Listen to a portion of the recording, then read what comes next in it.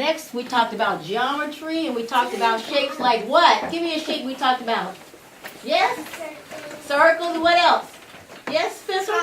Rectangles. That's right, and how that is a part of even the most complicated building, that essentially we're using a manipulation of geometry to create design. And then we started adding color. We started talking about color and how color is used in terms of architecture to energize, to enliven, to make a statement, to express a feeling. That is how we can use color. And so that class right here, they started taking, again, a box. I'm sure, you know, there are people that say, what are you going to do with the box? But you can do wonders with the box. And people, architects, do it every day with a central, maybe sometimes a simple shape, and they articulate it. So that was the next class. And then our final class is where we started. We took pre-cut shapes, circles, squares, rectangles, and then they were the designers in terms of how they would use that to actually develop their design. Fun facts about your project. And let everybody see it. What's going on. Okay. So, like, I put these little chains on here. This one, just to look cool, I put like a block here, glued the chain onto that. It doesn't hang because I really don't know why. I just wanted to have it. But then when we go to the side so people can see. Yeah. So There. Perfect. So here. So give me 2 more facts about your project. Here, there's a little lever chain that I got, and it's hanging off this window. Too. And then what is this structure right here? What structure? This piece right here. Oh yes, this is garage and playroom. Okay. Playroom up here, garage down here. And Stephen was emphatic that we had to add this second piece. That the model was not going to be complete unless the garage said, please, please, please. So. Okay, so. And tell us about the roof, and that'll be it. And this is like a rooftop place, just in case there's a flood. And floods can go under the roof. You're very cognizant. There were several models that we were cognizant of, sensitive about the issue of flooding. Yes. So, yes. Good Which job. Let's give him a hand. Very good. Very good. Next, on this line. Okay. There you go. Keon was very forceful about being sure that we gave him the opportunity to get as much work as he was very excited and very direct about what he wanted. Right here is somewhere where you can go on stairs or the elevator, and it's for flood. They go up here for when it's a rest, for when there's a flood. But if the flood's just coming, they can use the elevator. But if it already has started, they can use the stairs. Oh, good. And tell people, this is a new building type. You heard about homes, dream homes. What is your building for the Beltline?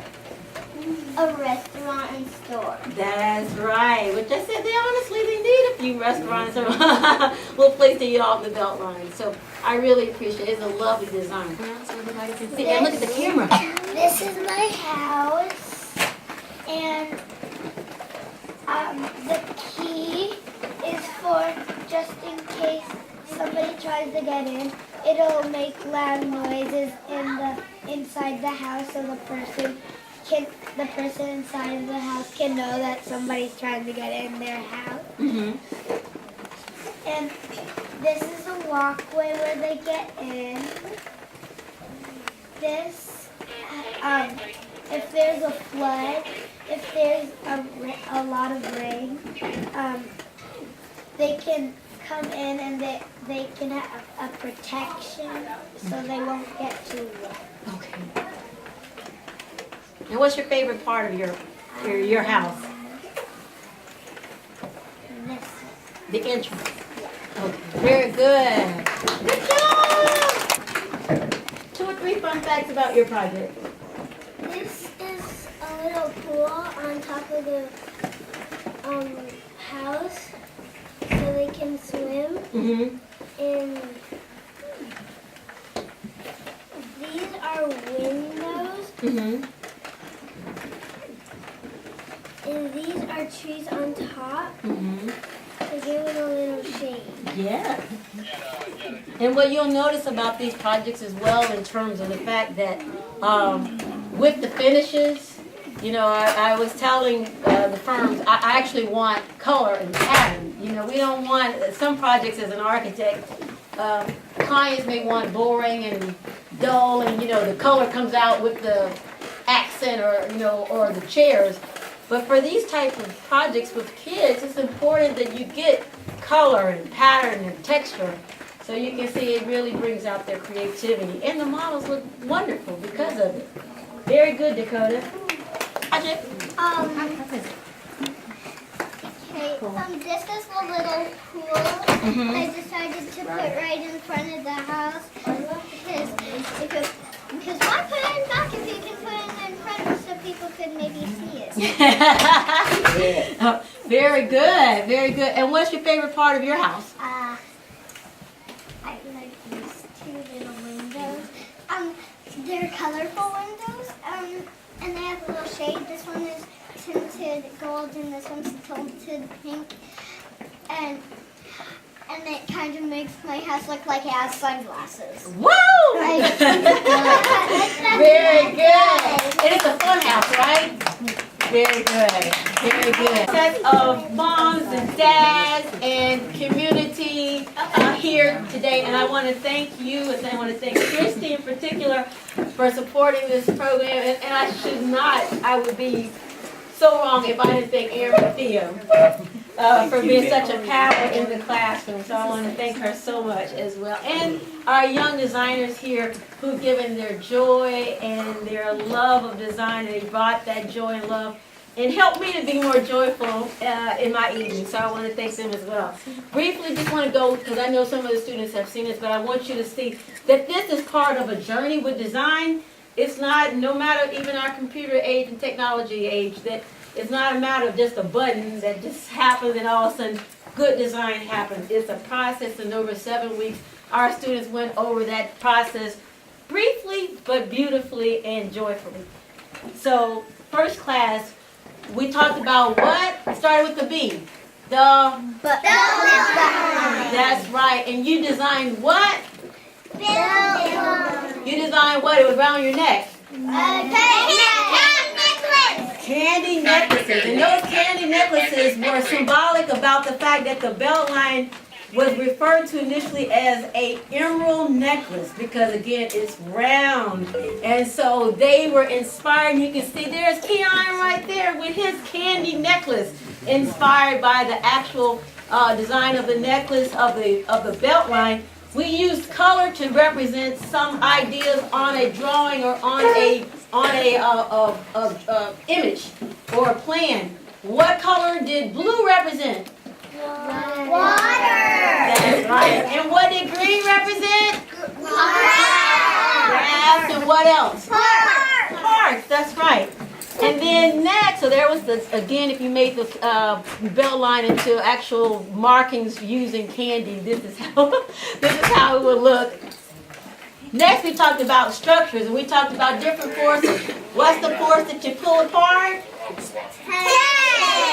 Tension, that's right. And then when you put your arms, when you put those forces together and press them, what is that? Compression! Yeah. And we actually used our bodies. They actually used their bodies as forces. So they had really fun time pulling their bodies apart and pushing them together. So we talked about structures and different forces. Then next we went outside over there and they actually observed, they actually sketched a little bit of their surroundings. What was happening? You had the, blender, that's right. They had the blender, they observed that that's an important part of that, of your play area. And then I asked them to improve it. If they were a designer, how would they improve that piece of this school? And part of this idea in terms of design, especially with young people at this age, is to bring the familiarity with them. I'm not trying to get them to design, you know, the new building in Japan or the new building far away. It's how they can make their own immediate environment better. So We talked about the immediate environment of the school, and then we talked about, again, the Beltline, how they would make that better. So they actually drew, here's a sketch. This is Alexandra's very nice site plan right there that had a heart-shaped pool, and then Stephen's design as well. Next, we talked about geometry, and we talked about shapes like what? Give me a shape we talked about. Yes? Circles, what else? Yes, Spencer? Rectangles. That's right, and how that is a part of even the most complicated building, that essentially we're using a manipulation of geometry to create design. And then we started adding color. We started talking about color and how color is used in terms of architecture to energize, to enliven, to make a statement, to express a feeling. That is how we can use color. And so that class right here, they started taking, again, a box. I'm sure, there are people that say, what are you going to do with the box? But you can do wonders with the box, and people, architects, do it every day with a central, maybe sometimes a simple shape, and they articulate it. So that was the next class. And then our final class is where we took pre-cut shapes, circles, squares, rectangles, and then they were the designers in terms of how they would use that to actually develop their design.